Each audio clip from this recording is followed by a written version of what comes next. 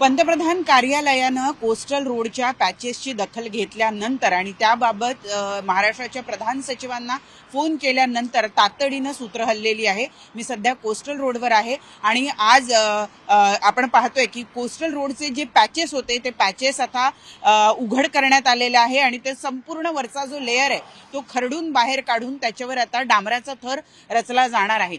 खरं तर न्यूज 18 लोकमतनं 30 जुलैला म्हणजे गेल्या वर्षी 30 जुलै 2024लाच ही बातमी प्रसारित केलेली होती की कोस्टल रोडला पावसामुळे खड्डे पडलेले आहेत।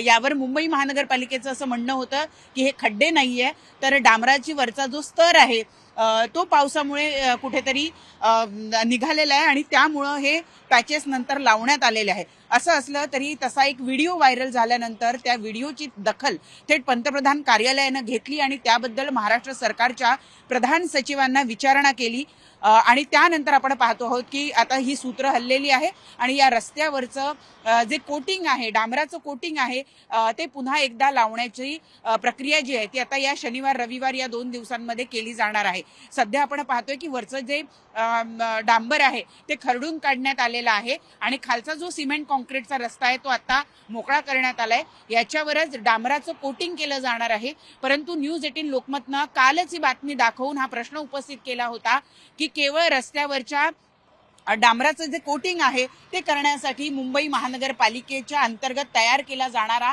हा जो कोस्टल रोड आहे त्याला इतका वेळ का लागतो आहे। एकीकडे कोस्टल रोडच्या इतर लेनचं काम सुरूच आहे परंतु जी लेन तयार झाली आहे तिच्यावरचं जर मास्टिकचं कोटिंग आहे ते निघून जात असेल तर त्याच्या एकूणच बांधकामावर आणि त्याच्या क्वालिटीवर प्रश्न उपस्थित केला जातोय। या पार्श्वभूमीवर मुंबई महानगरपालिकेच्या अंतर्गत तयार केला जाणारा हा जो कोस्टल रोड आहे त्याच्या रस्त्यावर जे पॅचेस तयार करण्यात आलेले होते त्याला पुन्हा एकदा डांबरीकरण करण्याला सुरुवात झालेली आहे। कालच न्यूज 18 लोकमतनं ही बातमी प्रसारित केलेली होती आणि आज आपण या बातमीचा परिणाम झालेला पाहतो आहोत।